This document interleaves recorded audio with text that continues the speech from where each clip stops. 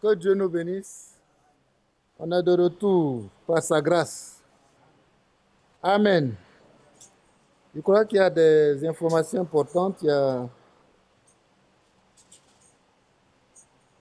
le décès qui concerne notre frère Ncho. Voilà. Les obsèques, c'est prévu pour le 10 de ce mois. C'est déjà proche. Bon, je crois qu'il est à Niama, à Wabo. Derrière Niama, il y a un village à Thié. C'est à Wabo, c'est là-bas qu'il sera enterré le 10. Il y a aussi l'information. La semaine où on était à la veillée à Kouré, je crois au début de la semaine, on a perdu une sœur à Tanda, que beaucoup connaissent, la sœur Reine, qui a vécu avec la famille Kouma. Elle est décédée de manière tragique.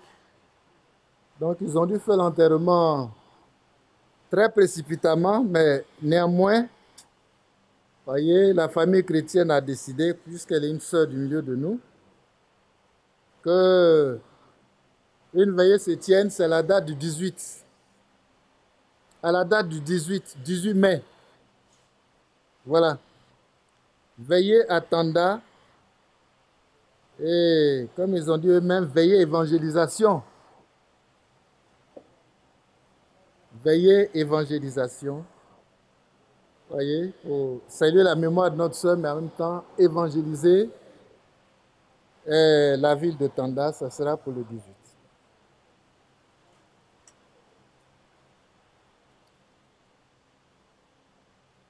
La sœur Reine, qui la connaît?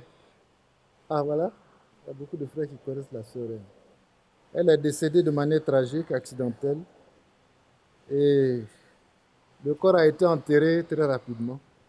Mais néanmoins, à la date du 18, les frères vont se retrouver pour saluer sa mémoire et également, voyez, saisir l'occasion pour évangéliser la ville de Tanda. Ça sera le 18 mai. Pour le frère Ncho, ça sera à Wabo le 10 mai. Que Dieu soit loué. On va poursuivre juste un peu.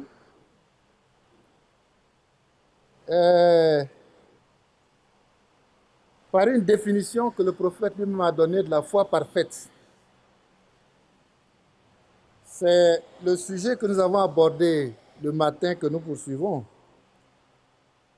savez, il est dit, si ces choses ne sont pas en nous, alors on ne connaît pas Jésus-Christ. On est aveugle.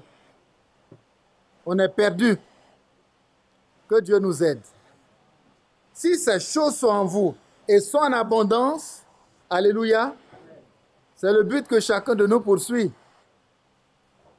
La foi doit être abondante jusqu'à atteindre la foi parfaite. Amen. Nous visons très haut. Parce que notre destinée, c'est d'aller très haut. Alléluia. Dans l'enlèvement, très bientôt. Alors, William Branham a défini la foi parfaite. Croire, comme dit la parole sans interprétation.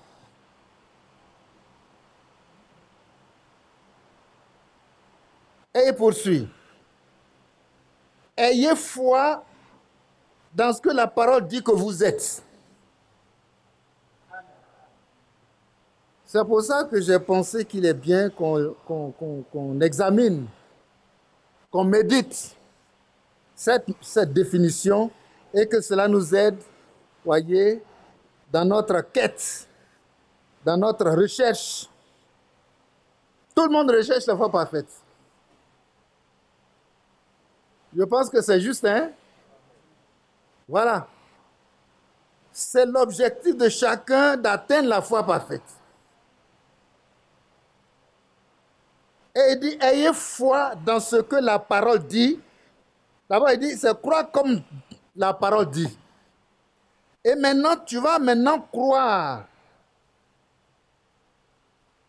que ce que la parole dit de toi là, c'est la vérité. Et ça doit s'accomplir. Amen. Sans douter. S'il vous plaît. Et il prend exemple sur Jésus lui-même. Jésus avait foi dans la parole de Dieu qui disait ce qu'il était. Il avait foi dans cette parole-là parce que lui-même, il cite souvent les Écritures en ce qui le concerne. Et il dit, il est écrit de moi. Dieu soit loué. Il est écrit de moi. Mais si quelqu'un aujourd'hui peut se lever pour dire, il est écrit de moi,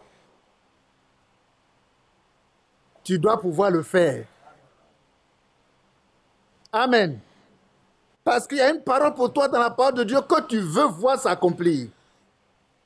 La parole de Dieu qui te concerne, que tu veux voir t'accomplir là, il faut te l'approprier maintenant. Est-ce qu'on se comprend? Prends ça comme ton affaire personnelle, ta possession. Tout possédé par la foi. Prends ça, prends ça. Ça, c'est pour moi. Et tu ne lâches pas l'affaire. Tu tiens ferme jusqu'au bout. Alléluia. Il dit, mais c'est ce que le Seigneur a fait. Et il dit, il est écrit de moi. Par la foi, moi aussi je dois pouvoir dire, il est écrit de moi. Alléluia. Il est écrit de moi. Et cette parole-là, de Dieu-là, j'ai dit oui et amen. Amen. Elle doit s'accomplir pour moi à tous les coups. Prenons un exemple. Vous savez que quand le Seigneur lui-même,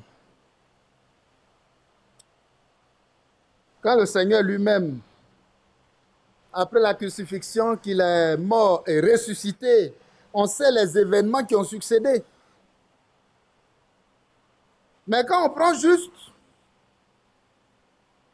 l'épisode où les frères désespérés ont pris leur baluchon pour aller au village, voyez, le Seigneur qui est un Dieu de grâce, il nous fait grâce tous les jours.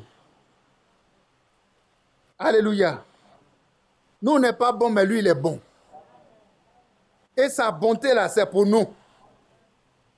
Ça doit nous rendre bons. Ça doit faire de nous des hommes nouveaux et bons. Alléluia. Alors, il les a rattrapés. Il les a rattrapés pour les ramener. Ce n'est pas le temps d'aller au village. C'est maintenant que les choses sérieuses commencent.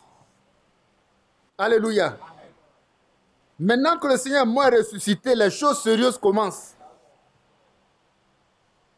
Les choses sérieuses commencent.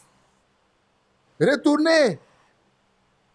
Et il a dit, mais qu'est-ce qui se passe? Il dit, mais c'est toi seul qui sais dans tout le pays.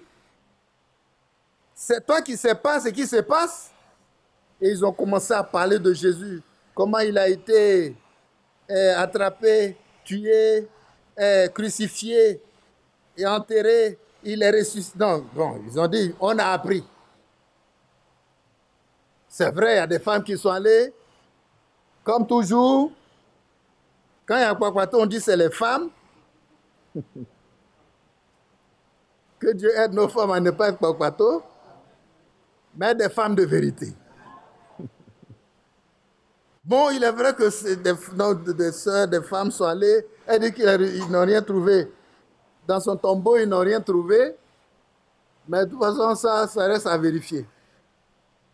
Et puis, c'est Jésus qui sont en train d'informer. Oh, que Dieu nous aide. Il dit, homme de peu de foi. Homme de peu de foi. Encore une fois. Mais nous avons un objectif, c'est que nous aurons la foi parfaite. Homme de peu de foi. Alors, lui, avant d'aller vivre tout ça, il vous a tout expliqué. Et vous n'avez pas cru.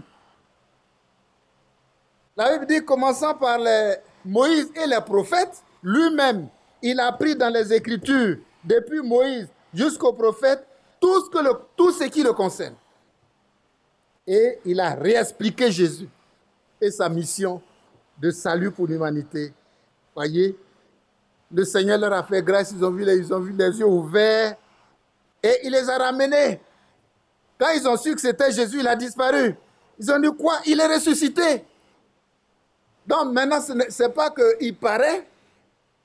Il y a des femmes qui sont venues nous raconter des histoires. Ce n'est plus ça, mais c'est une réalité. Eux-mêmes ont fait l'expérience. Ils ont vu Jésus-Christ ressuscité. Alléluia. Mais Jésus, il est la parole. Amen. Depuis Moïse jusqu'au prophète, tout ce qui le concerne, il a dit, nous aussi, il y a une parole qui nous concerne. À partir de maintenant, je vais commencer à proclamer oui et amen à cette parole-là. Elle est pour moi. Elle ne va pas manquer. Elle va s'accomplir certainement. Que Dieu nous aide. Quand on prend pour nous, par exemple, Éphésiens 1, chapitre 1, on peut juste lire, il y en a tellement. Et il doit en avoir beaucoup.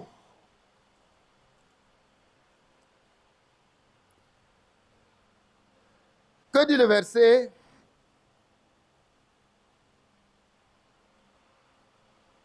3? Béni soit Dieu le Père de notre Seigneur Jésus-Christ, qui nous a bénis de toutes sortes de bénédictions spirituelles dans les lieux célestes en Jésus-Christ. Oh, prends ta bénédiction. Il n'y a pas une bénédiction dans le ciel qui n'est pas pour moi. Voyez-vous? Ayez foi dans ce que la parole dit que vous êtes. Continuons. Non, je n'ai pas ceci, je n'ai pas cela. Arrêtez maintenant. On doit faire valoir nos droits. Amen.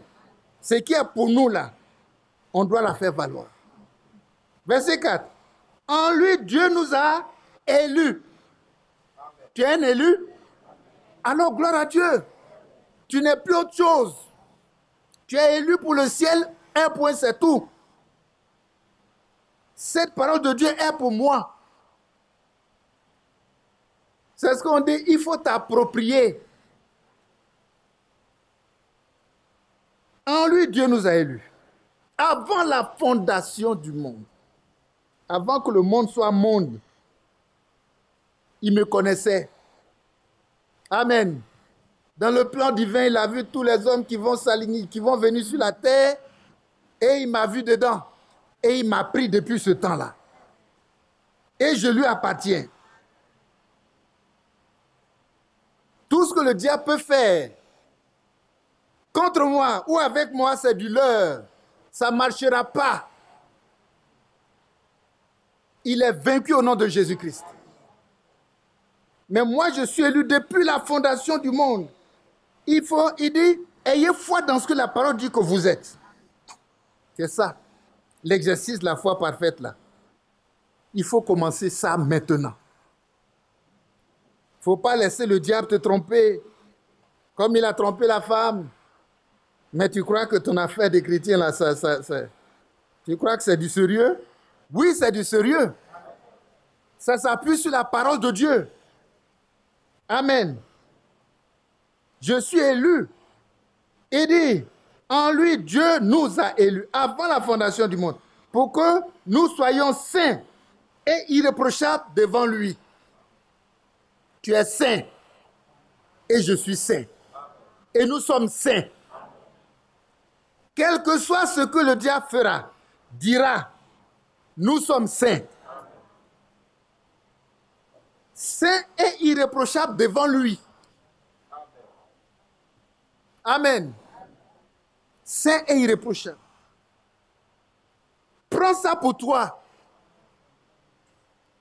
Ne dis jamais ça ne va pas dans ma vie. Mets de l'ordre. Là où ça ne va pas, mets de l'ordre.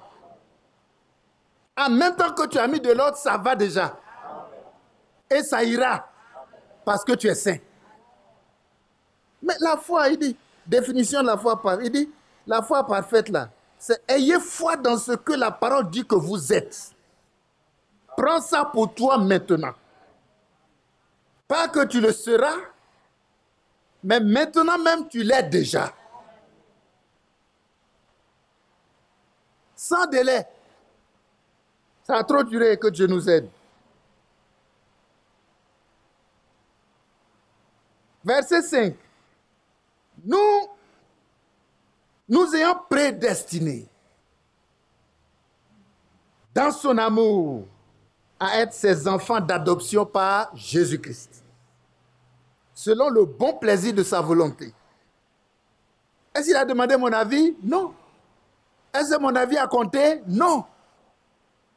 Mais lui-même, le bon plaisir, son bon plaisir, voyez, la grâce qu'il m'a faite, c'est son bon plaisir. Je dois dire merci Seigneur. C'est déjà accompli. Acté et signé. Selon le bon plaisir de sa volonté, à la louange de la gloire de sa grâce qui nous a accordé en son bien-aimé. Amen. Et nous pouvons poursuivre en lui, verset 7. Nous avons la rédemption par son sang. Amen. Le sang de Jésus a coulé pour moi. Quel péché peut résister au sang de Jésus? La rémission des péchés. Tes péchés sont pardonnés? Amen. Amen. Tu as ça, prends. Et ne laisse plus le diable te blaguer, te tromper. La rémission des péchés. Selon la richesse de sa grâce. Non, on a trop de choses. Il n'y a pas des hommes riches comme nous. Que Dieu soit loué. Qui ont d'aussi grands biens. Et des biens éternels. Ce n'est pas des biens périssables. Qui finissent. Qui s'arrêtent. Voyez? Des biens, quand tu meurs là, c'est fini, ça s'arrête. Ce n'est plus pour toi. Le compte en banque là, le nom va changer. Mais là-bas, on dit, bienheureux les morts qui meurent dans le Seigneur, parce que leurs œuvres, ils s'en vont avec. Même mort, je vais avec mes œuvres. Alléluia. Ça, c'est des biens éternels. C'est des biens éternels. Selon la richesse de sa grâce. La grâce de Dieu est pour moi. C'est pourquoi tous les jours, nous enregistrons des miracles dans notre vie. L'exaucement à nos prières, là, c'est des miracles. Il n'y a aucune prière qui est exaucée qui n'a pas été un miracle. La guérison est un miracle. Mais combien de fois on rend gloire à Dieu pour ces choses? C'est devenu tellement... comment on peut dire ça? Hein? Voilà, on est habitué maintenant. Parce qu'on voit ça tous les jours. Non, on voit ça tous les jours, mais c'est la puissance de Dieu. S'il vous plaît. On ne prend pas ça comme ça. C'est parce qu'il m'a élu que j'ai cette grâce. Que son nom soit loué. Et que je puisse le louer à chaque instant. Imaginez-vous quand on lit Apocalypse, on voit cette séquence-là. Où, un jour comme ça, j'ai lu ce passage, j'ai dit, ah bon? Donc, il y a des anges dans la présence de Dieu et qui le louent toute la journée. Toute la nuit. Nous, on dort, ils sont en train de le louer. Ça existe. Mais de temps en temps, il faut te joindre à eux. Ceux qui louent Dieu là, il faut te mettre dedans aussi. Que ce soit même pas de temps en temps, que ce soit le plus souvent. Que Dieu nous aide. Parce que ce qu'il nous a donné, c'est trop.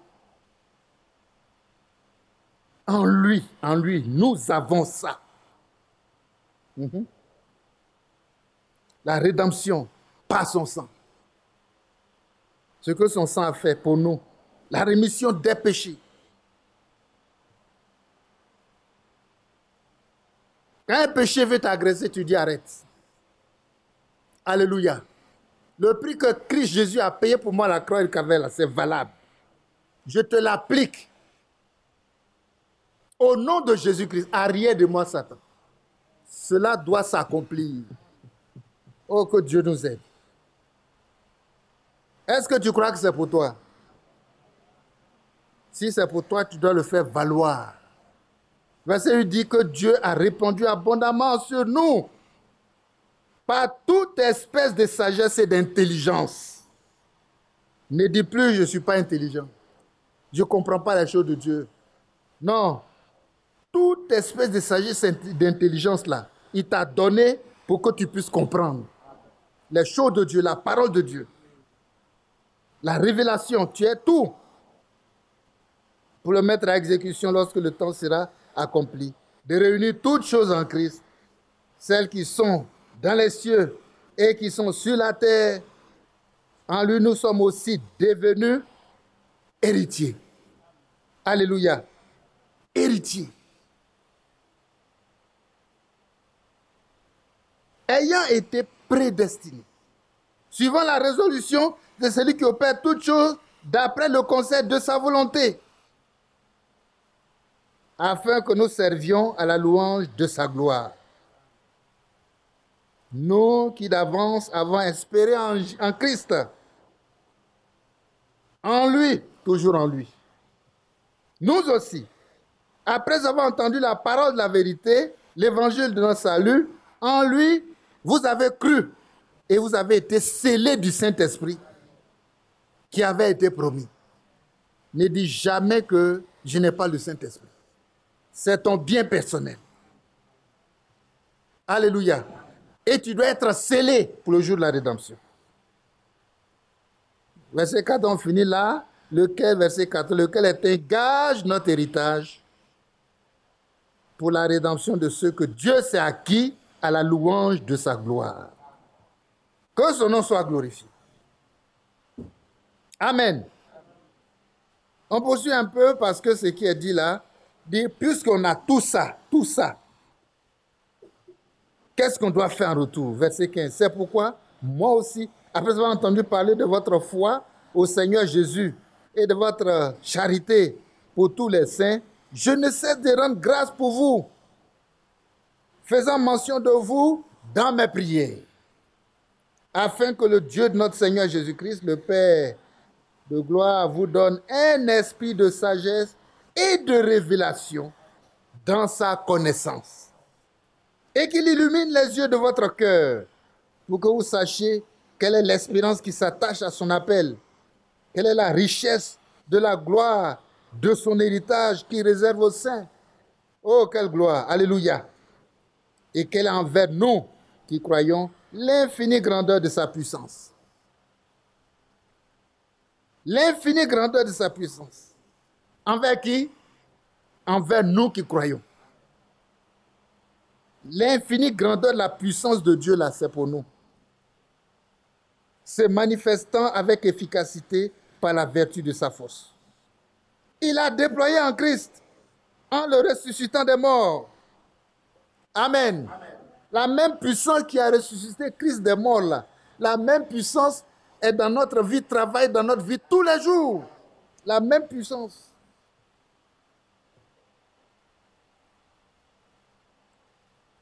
Et en le faisant asseoir à sa droite dans les lieux célestes, au-dessus de toute domination, de toute autorité, de toute puissance, de toute dignité, de tout nom qui se peut nommer, non seulement dans le siècle présent, mais encore dans le siècle à venir. Il a tout mis sous ses pieds et il a donné pour chef suprême à l'Église, qui est son corps, la plénitude de celui qui remplit tout en tout. Et c'est dans ce corps que nous sommes que nous attendons l'enlèvement.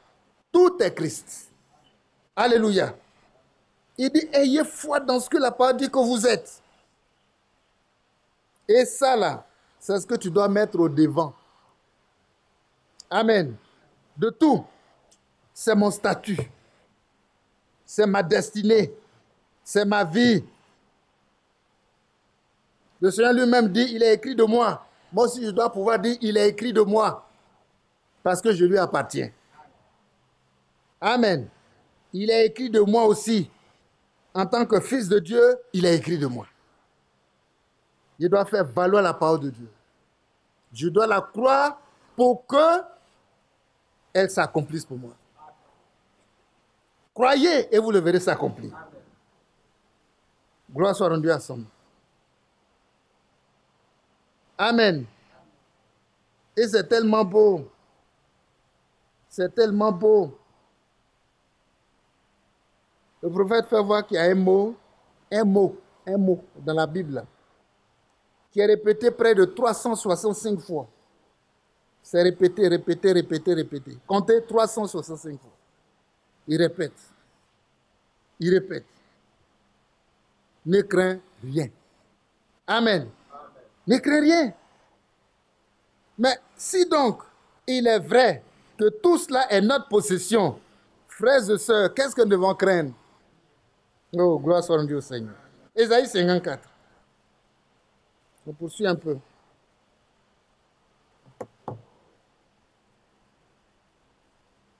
Ésaïe.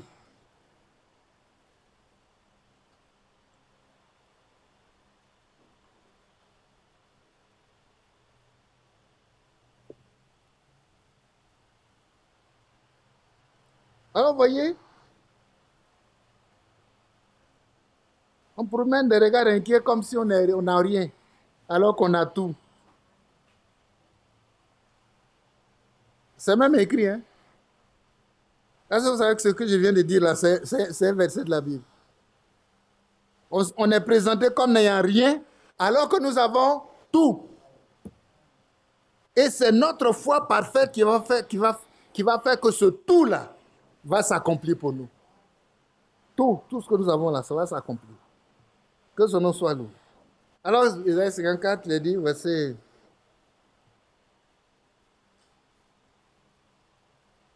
14.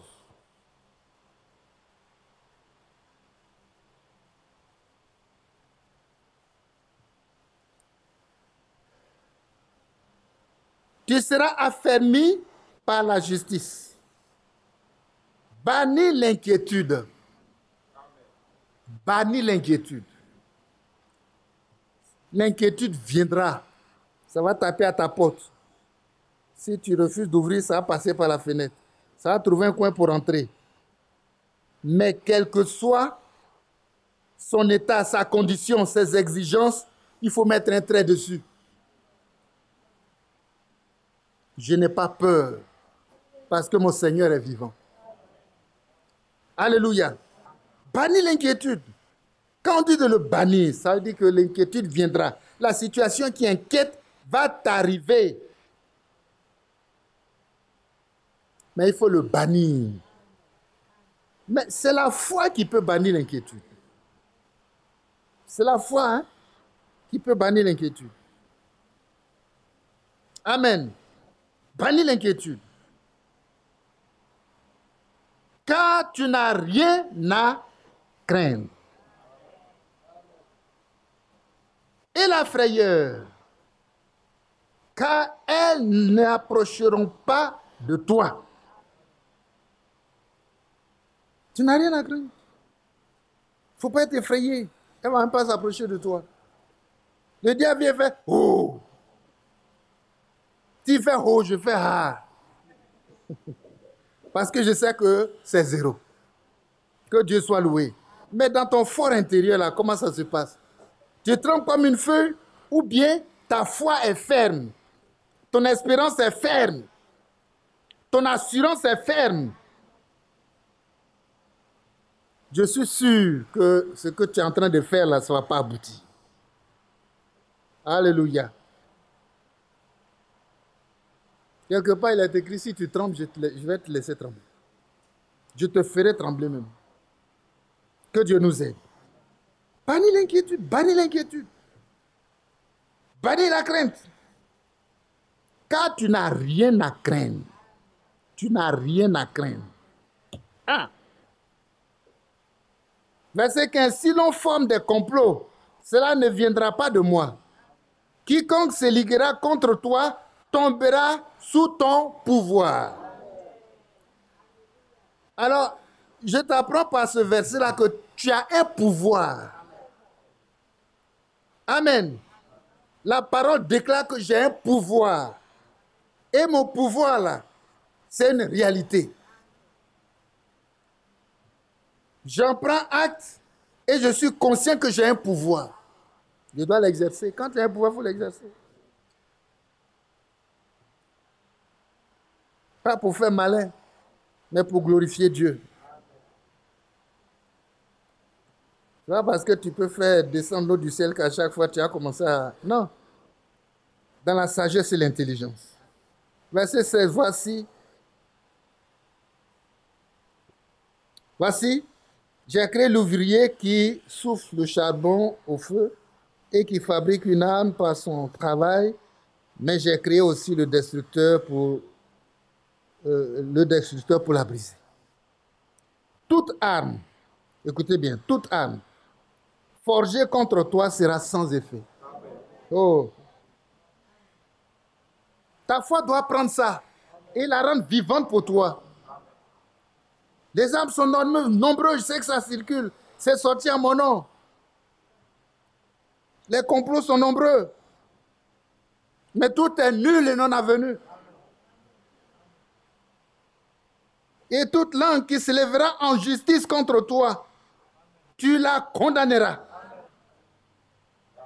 Et quand je te condamne au nom de Jésus-Christ, ça a un effet parce que tu as un pouvoir. Tel est l'héritage des serviteurs de l'Éternel. Tu es un serviteur de l'Éternel, alors que Dieu te bénisse. Ton pouvoir est grand. Tu condamnes et ce que tu condamnes est condamné. Il dit, ce que vous lirez sur la terre en mon nom sera lié où? Dans le ciel. Ton pouvoir est grand. Exerce-le pour glorifier Christ. Tel est l'héritage des serviteurs de l'Éternel. Tel est le salut qui leur viendra de moi, dit l'Éternel. Alléluia. Ça vient de lui. Ça ne vient pas de quelqu'un d'autre. Oui, ça vient de lui. Fondons-nous vraiment sur le verset 15. Je crois, je déclare, j'ai un pouvoir. Amen. J'ai un pouvoir. J'ai vraiment un pouvoir. Oui, la vie chrétienne, c'est un travail de construction. De construction. On voit cela à travers la statue de l'homme parfait. Depuis la fondation, la foi, jusqu'à son sommet, depuis la base jusqu'au sommet, c'est ta vie, c'est ma vie. Oui. Vous voyez, dans tout travail de construction, la fondation compte beaucoup. Que Dieu nous aide. Paul dit, j'ai posé le fondement comme un sage architecte, mais voyez, malheur à celui qui bâtit dessus. Le fondement de la statue de l'homme parfait, on l'a vu. Voyez, c'est la foi dans la parole de Dieu. Quand tu as foi dans la parole de Dieu, ton édifice peut tenir. Mais si le fondement est mal posé, l'édifice va s'écrouler. Mais que mon édifice soit bien posé. Le prophète disait comme ça, il y a deux véritables problèmes ou obstacles dans la vie des croyants, des enfants de Dieu. Aujourd'hui, les problèmes sont de deux ordres. La menace est grande. Leur foi est flottante.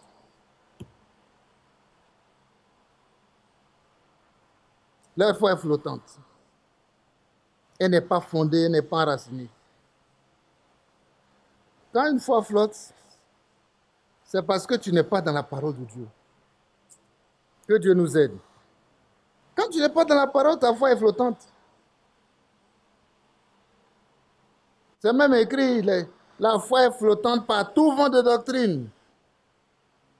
Fausse, d'ailleurs, c'est des doctrines fausses. Et quand c'est ça que ta foi a attrapé, alors ça flotte. Mais si ta foi est ancrée dans la parole de Dieu, elle est ferme. Une foi qui est ferme, fondée, enracinée dans la parole. Pour que ta foi ne flotte pas, il faut que cette foi trouve le vrai fondement pour s'enraciner. Sinon, c'est une œuvre perdue d'avance.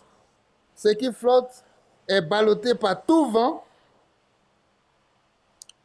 et ne peut pas être ferme.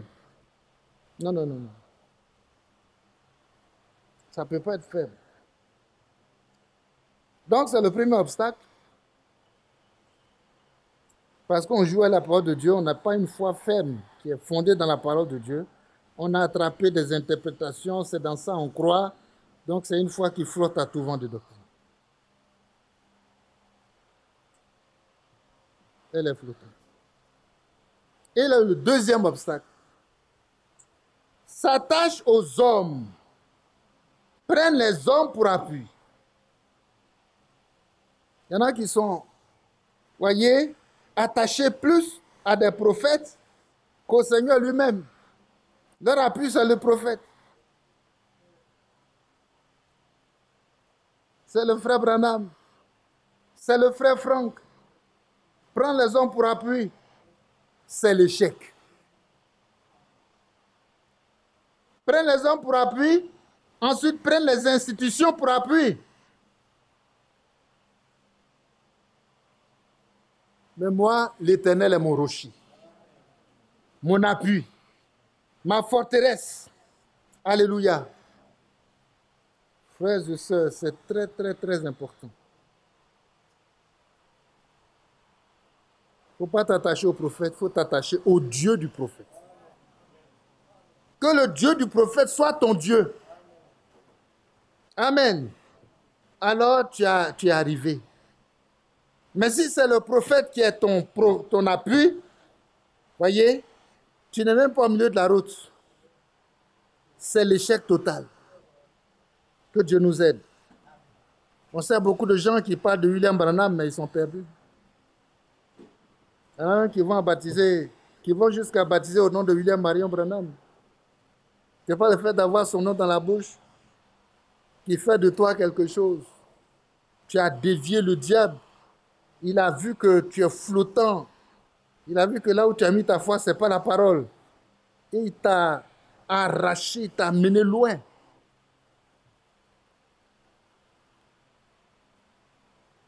Et même la parole dit que c'est ce qui arrive, malheureusement.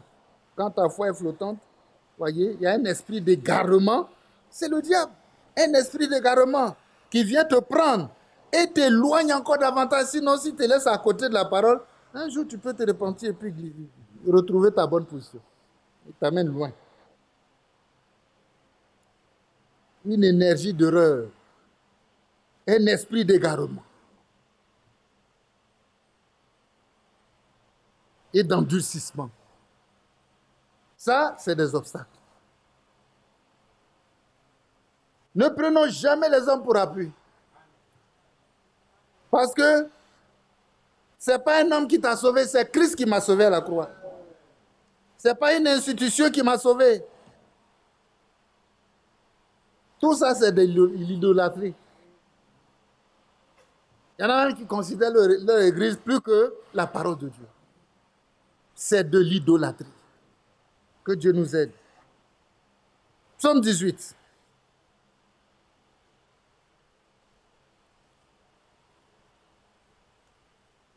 Psaume 18.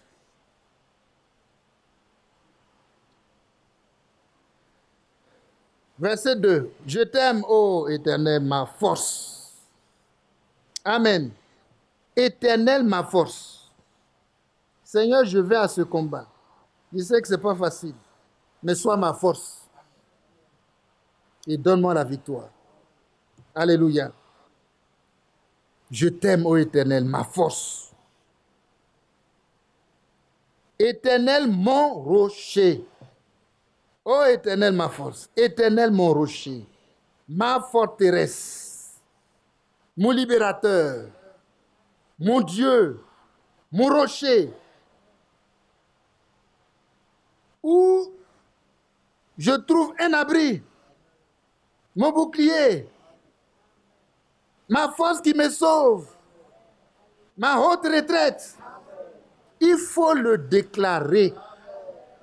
Parce que c'est ce qui est vrai. Prends ta bouche pour le déclarer. Et prends ta foi pour saisir ça. Parce que ça, c'est ta réalité. C'est ta raison d'exister. Amen. Ce sont des attributs, voyez, de Dieu lui-même dans ma vie. Chaque mot doit être une réalité dans ma vie. Quand je dis éternel mon rocher, c'est que je suis appuyé quelque part où rien ne peut m'ébranler. Quand je dis éternel ma force, c'est que dans ce combat-là, je suis sûr de la victoire. Alléluia. Quand je dis éternel, mon bouclier, oh les ennemis sont nombreux, mais je sais que je suis protégé. Rien ne peut franchir ça. Ma haute retraite.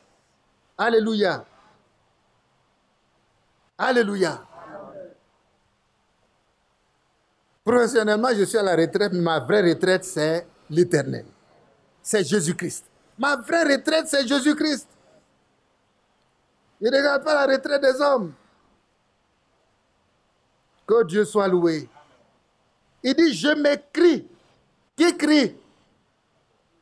C'est toi, c'est moi. Mais est-ce que tu cries? Il faut crier, ils vont entendre. Loué soit l'Éternel.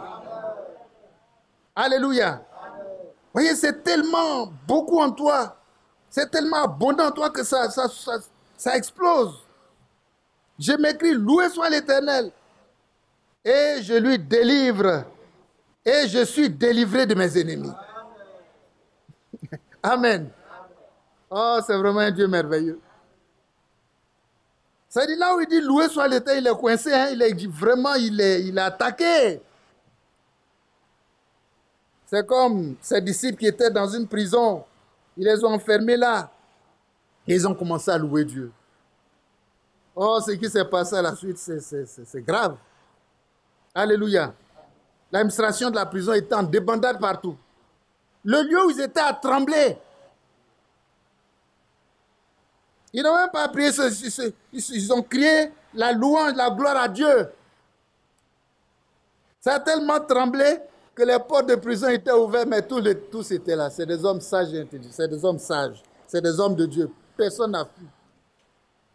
Le gardien de prison était apeuré. Il dit, mais ce n'est pas possible. Je serai renvoyé. Où ils sont? Il vient.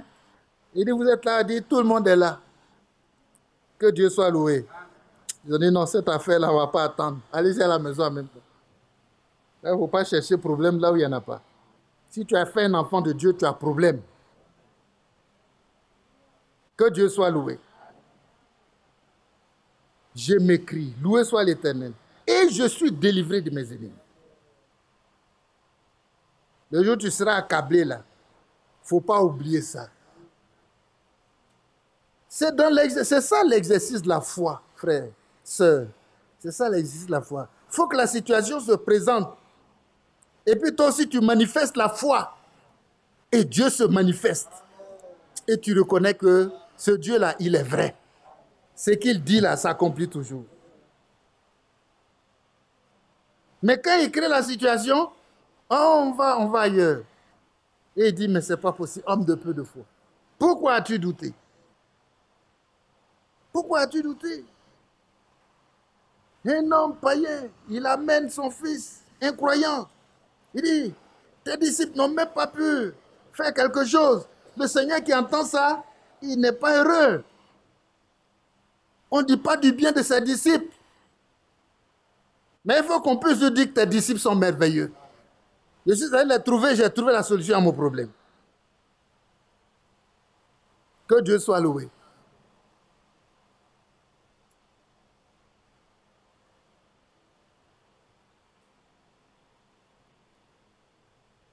Il dit, je m'écris, il faut crier. Que Dieu nous donne la force de crier. Parce que c'est une réalité. Loué soit l'Éternel. Et je suis délivré de mes ennemis. Les liens de la mort m'avaient environné. Et les torrents de la destruction m'avaient épouvanté. Les liens du sépulcre m'avaient entouré. Les filets de la mort m'avaient surpris. Dans ma détresse, j'ai invoqué l'Éternel. J'ai crié à mon Dieu. J'ai crié à mon Dieu de son palais. Il a entendu ma voix et mon cri est parvenu devant lui à ses oreilles. Alléluia. Il a entendu quand le malheureux crie, l'Éternel entend et il exauce. La terre fut ébranlée et trembla. Amen. Les fondements des montagnes frémissent et ils furent ébranlés parce qu'il était irrité.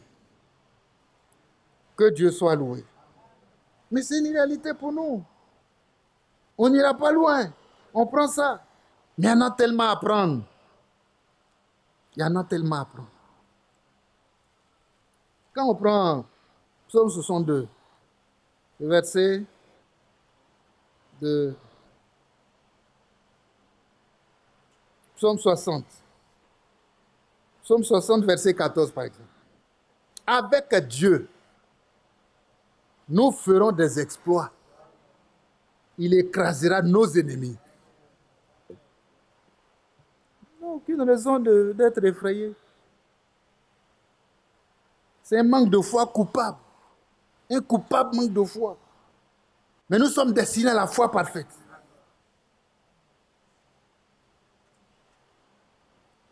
Amen. 62. Psaume 62.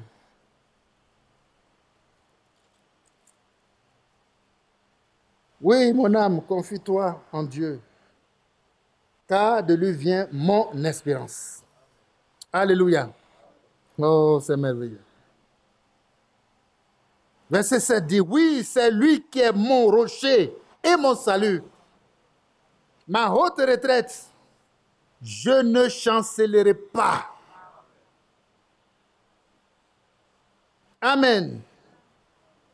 Sur Dieu repose mon salut et ma gloire, le rocher de ma force. Mon refuge est en Dieu. Amen. En tout temps, peuple, confiez-vous en lui. Répandez vos cœurs en sa présence. Dieu est notre refuge. Alléluia. Oui, vanité, les fils de l'homme, mensonge, les fils de l'homme. Dans une balance, ils monteraient tous ensemble, plus légers qu'un souffle. Ne vous confiez pas dans la violence et ne mettez pas un vain espoir dans la rapine. Quand les richesses accroissent, n'y attachez pas votre cœur. Dieu a parlé une fois, 2 fois. J'ai entendu ceci, c'est que la force est à Dieu. Alléluia. C'est lui seul qui est notre force et notre forteresse. Alléluia. C'est lui seul qui est notre abri sûr. Et partout, on lit le rocher. Le rocher. Prenons 1 Corinthiens 10, on va s'arrêter bientôt. Bon, on se fixe une limite à 17 heures. Ou plus tard.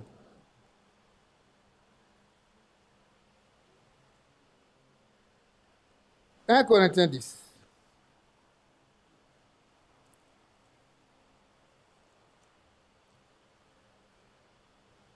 Le rocher, ça vient. L'Éternel est mon rocher, c'est lui le rocher.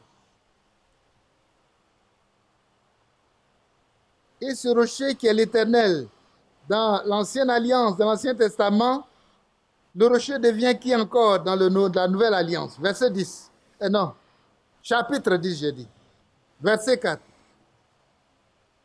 Et qu'ils ont tous bu le même breuvage spirituel, car ils buvaient à un rocher spirituel qui les suivait, et ce rocher était Christ. Et ce rocher était Christ. Que Dieu soit loué. Dans l'Ancien Testament, on dit c'est l'Éternel. Dans le Nouveau Testament, le même rocher dont parle l'Ancien Testament qui est l'Éternel là. La Nouvelle Alliance dit que c'est Christ.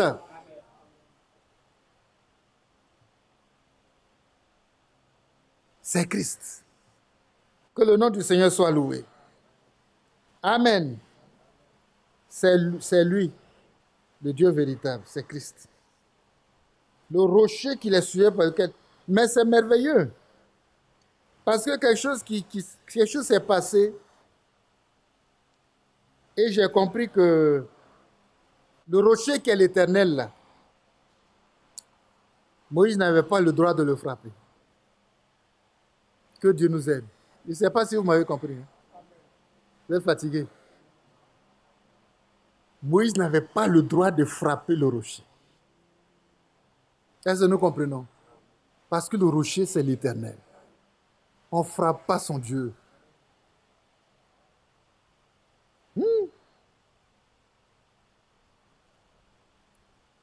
Et pour l'avoir fait, il a eu un grave problème. Tout s'est arrêté pour lui. Hein? Il dit, tu ne vas pas rentrer dans le pays. Toi et Aaron, pour ce qui s'est passé. Craignons l'Éternel. Ne jouons pas avec le rocher. Ne jouons pas avec son nom. Ne jouons pas avec sa parole. Je dis, il a payé cash. Moïse a commis 2 fautes. Il n'a pas fait comme Dieu a dit.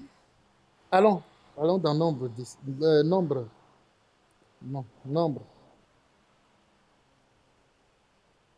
Ne jouons pas avec la parole de Dieu.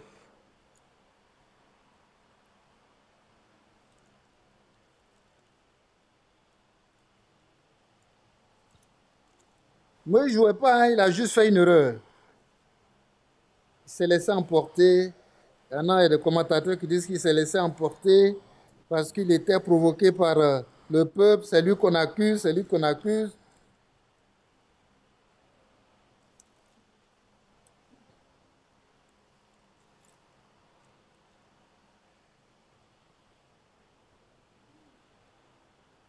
C'est toi qui nous as fait sortir et puis on souffre, on a soif, on a faim. Tout est Moïse. Mais il devait crier à l'Éternel. Que Dieu nous aide à crier à l'Éternel. Et à crier très fort. Nombre 20.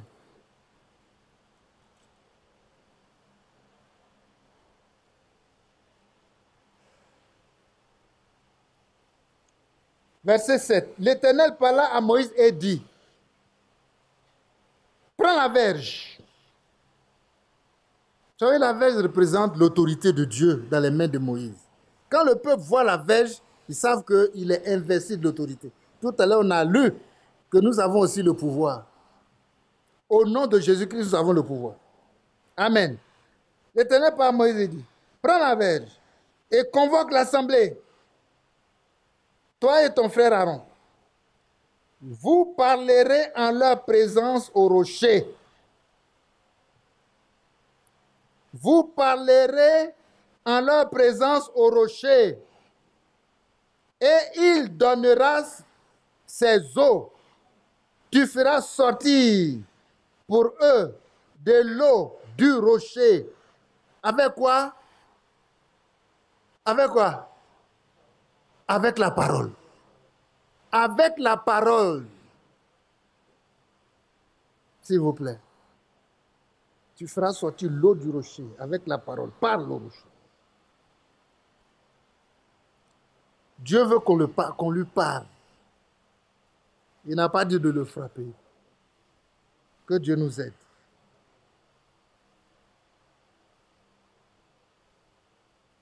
Tu feras sortir pour eux de l'eau du rocher et tu abréveras l'assemblée et le bétail. Parle au rocher. Moïse prit la verge qui était devant l'Éternel, comme l'Éternel le lui avait ordonné. Moïse et Aaron convoquèrent l'assemblée en face du rocher. Et Moïse leur dit, écoutez donc, rebelles, est-ce de ce rocher que nous vous ferons sortir de l'eau? Ça, c'est adressé au peuple. Hein? Mais où est la parole que Moïse a prononcé pour s'adresser au rocher? Rien. Rien. Puis Moïse leva la main et frappa 2 fois le rocher avec sa verge. Erreur capitale. Néanmoins, il est sorti de l'eau. Il est sorti de l'eau en abondance. L'assemblée but et le bétail aussi. Alors l'Éternel dit à Moïse et Aaron, parce que vous n'avez pas cru en moi, que le Seigneur vienne au secours de notre incrédulité.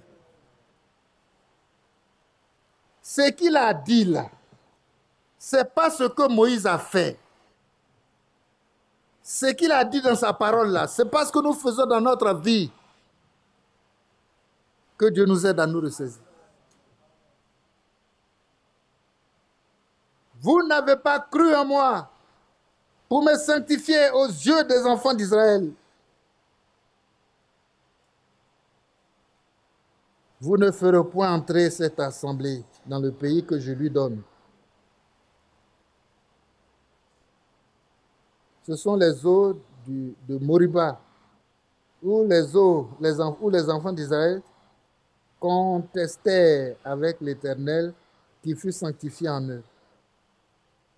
De Kadès, Moïse envoya des messagers au roi d'Édom et tout. Mais c'est déjà dit, on a vu. C'est déjà circonscrit là.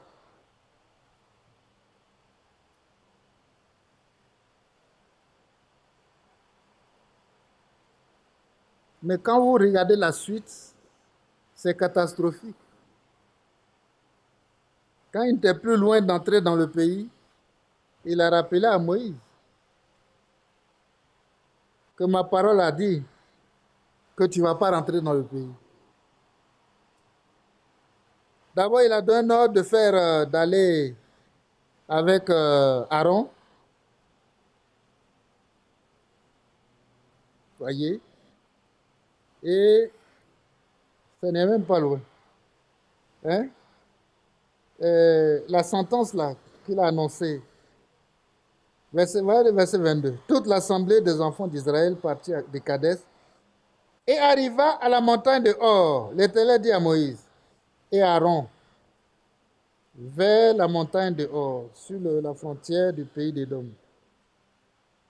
Aaron va être recueilli auprès de son peuple, car il n'entrera point dans le pays que je donne aux enfants d'Israël, parce que vous avez été rebelles à mon ordre aux eaux de Moriba. Prends Aaron et son fils, Éléazar, fais-les monter sur la montagne de Hor, dépouille Aaron de ses vêtements et fais-les revêtir à Éléazar, son fils. C'est là qu'Aaron sera recueilli et qu'il mourut. À cause de cette affaire-là, les deux sont morts. Et vous voyez, c'est son fils qui a pris sa place. Moïse également. Moïse également, c'est Josué qui a pris sa place. Moïse est monté sur la montagne et on ne l'a plus revu. Il allait mourir. À cause de ce qui s'est passé là.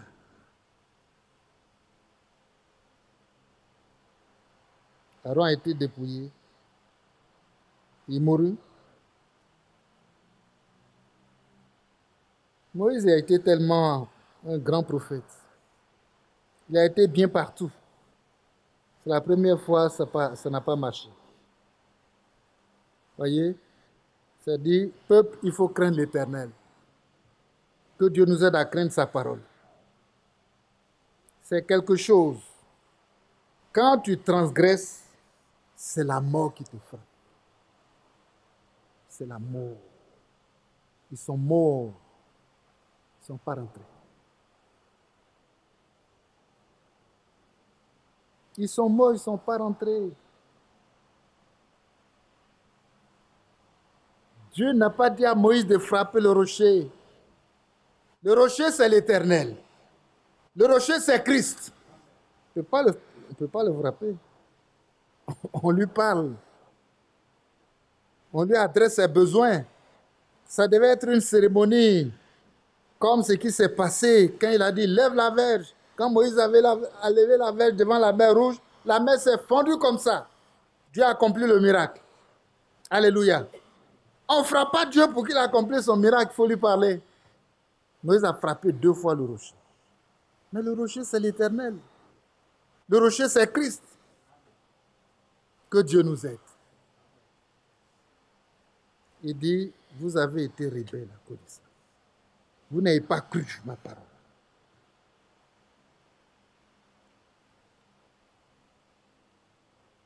Croire, c'est dire oui à toute la parole de Dieu. Moïse,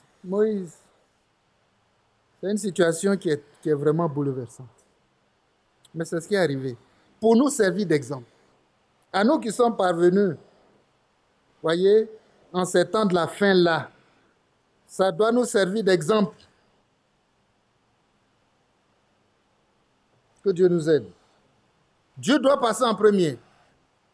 Il y a Hébreux chapitre 2. Hébreux chapitre 2, ce n'est pas le passage, mais c'est une prédication que le prophète a donnée en 1957. Il dit, Dieu doit passer avant tout. Amen. Dieu doit passer avant tout. Dieu doit passer avant tout. Il ne veut pas la deuxième place. Il ne veut pas la deuxième place. Il mérite ce qu'il y a de mieux dans ma vie et dans ta vie. Et ce qu'il y a de mieux, c'est la première place. Amen. La première place et tout ce que nous possédons, il mérite ça. Tout. Béni soit son nom. Il m'a dit, c'est le Seigneur Jésus, il dit, quel est le plus grand commandement? Quel est le plus grand commandement? C'est la première place à Dieu. Tu aimeras le Seigneur ton Dieu de tout ton cœur, de toute ton âme, de toutes tes forces. Et quelle est la suite?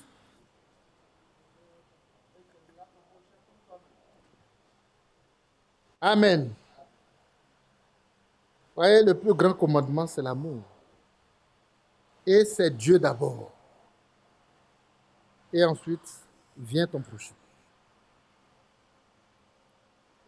Mais il a dit, tu le serviras, lui seul. Lui seul. Tu le serviras lui seul. Il ne veut même pas que cette place-là, voyez, cet attribut-là revienne à qui que ce soit. C'est lui seul, hein? Il ne faut pas attribuer ça à un homme. Mais on attribue ça aux hommes. Que Dieu nous fasse grâce. On attribue ça aux hommes. On attribue ça à beaucoup de choses. Voyez, ça nous fait dévier de la voie de Dieu. Ça nous fait dévier de la parole de Dieu. Moïse. Non. Le Seigneur a été très exigeant. Quand c'est la parole de Dieu, il n'y a pas de demi-mesure. Dieu est intransigeant. Dieu ne négocie pas avec sa parole. C'est la parole ou rien. Que Dieu nous aide aussi. Pour que notre foi là, elle considère la parole au-dessus de toute autre chose. La parole ou rien. Dieu n'a pas dit à Moïse d'aller frapper là. Oui, il y a eu des occasions où il a dit, on peut frapper l'eau, on peut frapper la création, on peut frapper l'eau, les arbres et tout. Mais le rocher c'est l'Éternel. Le rocher, c'est Christ. Il dit, parle au rocher. Amen. Et tu verras ce que Dieu va faire. Mais néanmoins, Dieu a fait. Mais il n'a pas pardonné. Je ne vois pas un autre endroit où Moïse a démérité.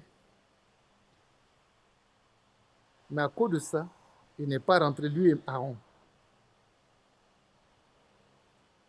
Quand on rejette la parole de Dieu, Dieu nous rejette.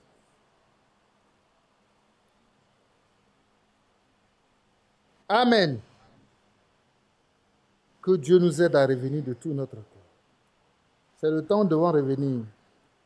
C'est le temps. Voyez, la foi a des exigences. Nous le croyons.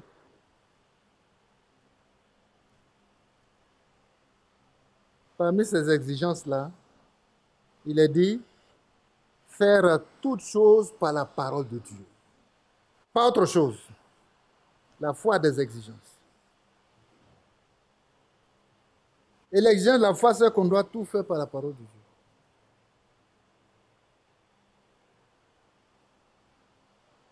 Et ensuite, avoir un témoignage favorable. Quand tu as un témoignage favorable, tu es un homme de foi. Amen. Quand tu fais toutes choses par la parole de Dieu, tu es un homme de foi. Ce sont les deux exigences de la foi. Que Dieu nous aide. Faire toutes choses par la parole et avoir un témoignage favorable. Amen.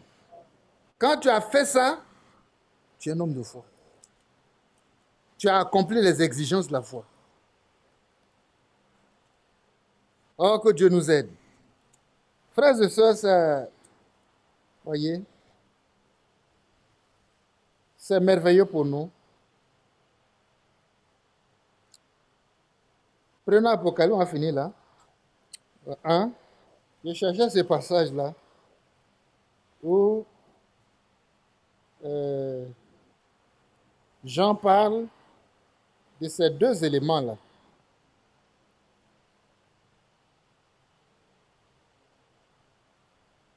Il dit,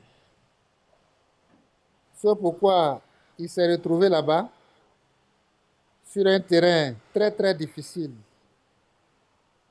Les hommes pensent qu'ils l'ont mis là-bas, sur l'île de Patmos, pour le punir, mais lui voit autre chose. C'est pour que le Seigneur soit glorifié. Amen. Ça dépend de sa foi. Les hommes voyaient autre chose, mais lui, sa foi voyait la parole de Dieu. Au verset 9 du chapitre 1, il dit, moi Jean, votre frère, et qui est pas avec vous à la tribulation et au royaume et à la persévérance en Jésus, j'étais... Hein? Vous suivez? Verset 9. Apocalypse chapitre 1, verset 9. Moi, Jean, votre frère, et qui n'est pas avec vous à la tribulation, et au royaume, et à la persévérance en Jésus, j'étais dans l'île appelée Patmos, à cause de la parole de Dieu et du témoignage de Jésus. Amen. À cause de la parole de Dieu et du témoignage de Jésus. Et vous voyez, sa foi a triomphé de toutes les épreuves qu'il a connues là-bas. Tout. Sa foi a triomphé de toutes les épreuves. Sa foi a triomphé. Frères et sœurs, les exigences de la foi, c'est ça. 1. Faire toutes choses par la parole de Dieu. Et 2. Avoir un témoignage favorable qui glorifie Dieu. Amen. Dieu est d'accord avec ça. Un témoignage favorable. Le témoignage favorable, c'est vivre Christ. C'est vivre ta foi, ce que tu crois là, la parole de Dieu que tu crois, tu vis ça. Et tu as des témoignages. Amen. Comme c'est dit, heureux celui qui lit et ceux qui entendent les paroles de la prophétie et qui gardent les choses qui y sont écrites. Car le temps est proche. Que Dieu nous aide. Amen. Soyons ici pour ça. Hein.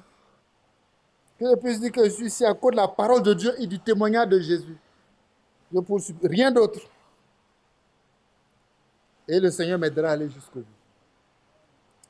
Amen. Et je vais triompher avec lui. Amen. Et il a dit, je suis l'alpha et l'oméga.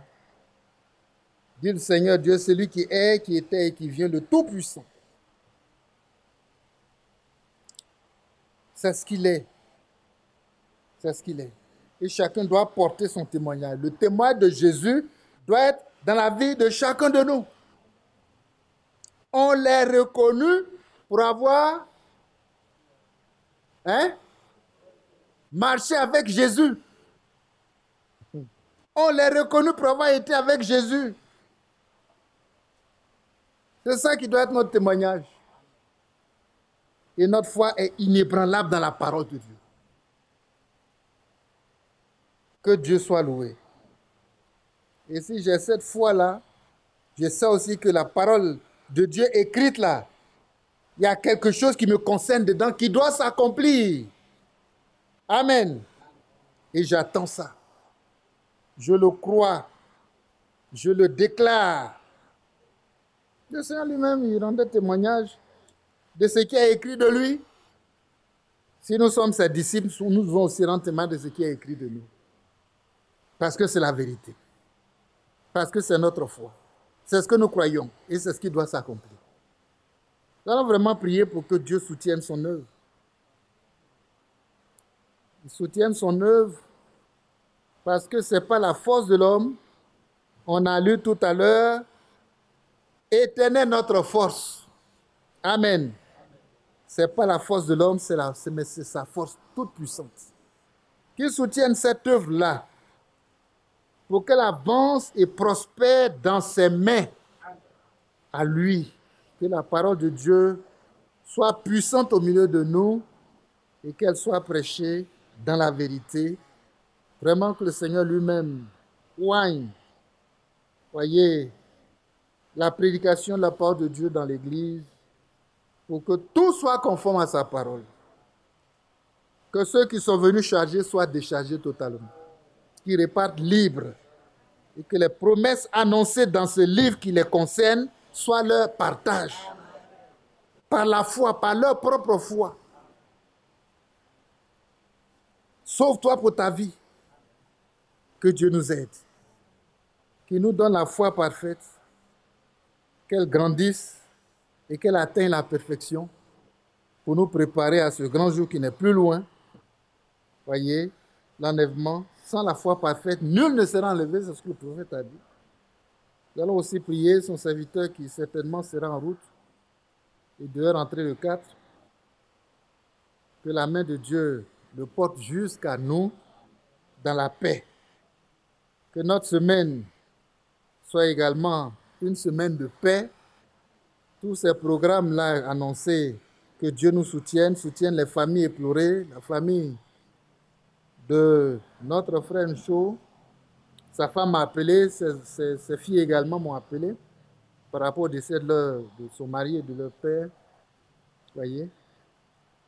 Et certainement, si le Seigneur permet, il sera attendant par rapport à cette veillée qui est annoncée. On va tout confier au Seigneur pour que la grâce de Dieu soit sur nous, sur nos maisons, et qui réponde à toutes nos attentes. Levons-nous pour remercier Dieu pour cette parole et lui confier totalement tous ses besoins exprimés. Prions le Seigneur. Père, merci ce soir pour ta parole. Ta parole qui est la vérité. Oh Seigneur, merci pour la foi parfaite.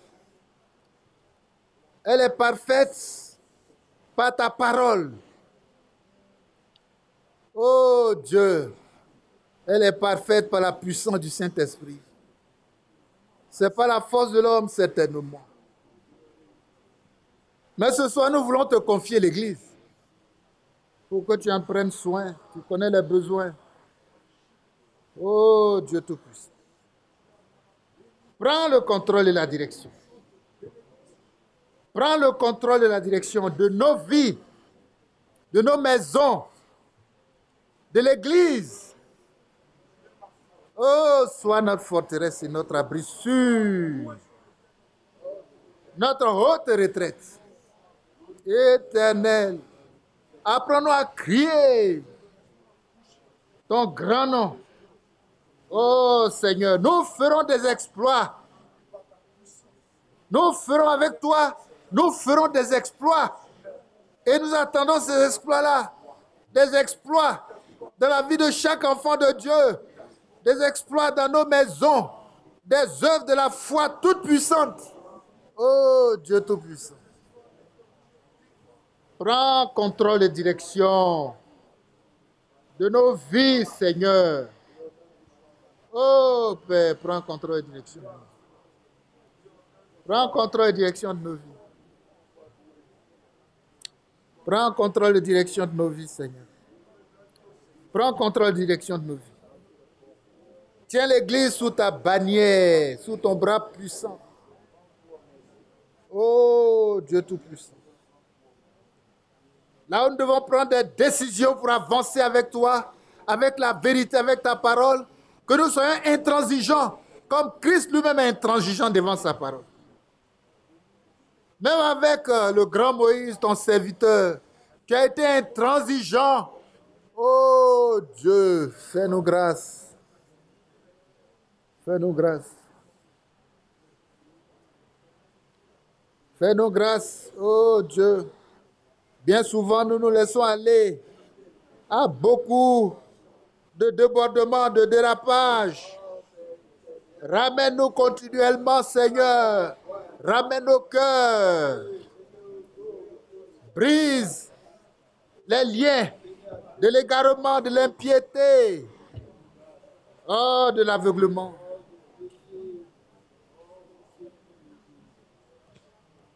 Celui en qui ces choses ne sont pas, il est aveugle et il ne te connaît pas. Fais-nous grâce, Seigneur. Nous voulons te connaître. Que ces choses habitent en nous pleinement et avec abondance. Oh Dieu, parce que ça ne va pas nous laisser oisifs dans la connaissance du Fils de Dieu, dans la connaissance de Jésus-Christ. C'est avec cela que nous pouvons te connaître et vivre Christ. Oh Seigneur, les 7 piliers, oh, du scellement du Saint-Esprit dans la vie des enfants de Dieu. Au nom de Jésus-Christ, mon Sauveur. Nous allons prier encore. Nous allons prier pour que le Seigneur fasse que dans la vie de chaque enfant de Dieu, les 7 piliers, comme on a vu, comme on nous a enseigné, voyez, les 7 piliers du scellement du Saint-Esprit. Ces 7 piliers-là, dont la foi nous a été présentée, voyez, ces 7 piliers-là soient vraiment dans la vie de chaque enfant de Dieu. Que le Seigneur lui-même fonde cela dans notre âme, dans notre esprit, pour que je puisse dire, si je vis, ce n'est plus moi qui vis, mais c'est Christ qui vit en moi. Les 7 piliers du scellement du Saint-Esprit. Prions le Seigneur.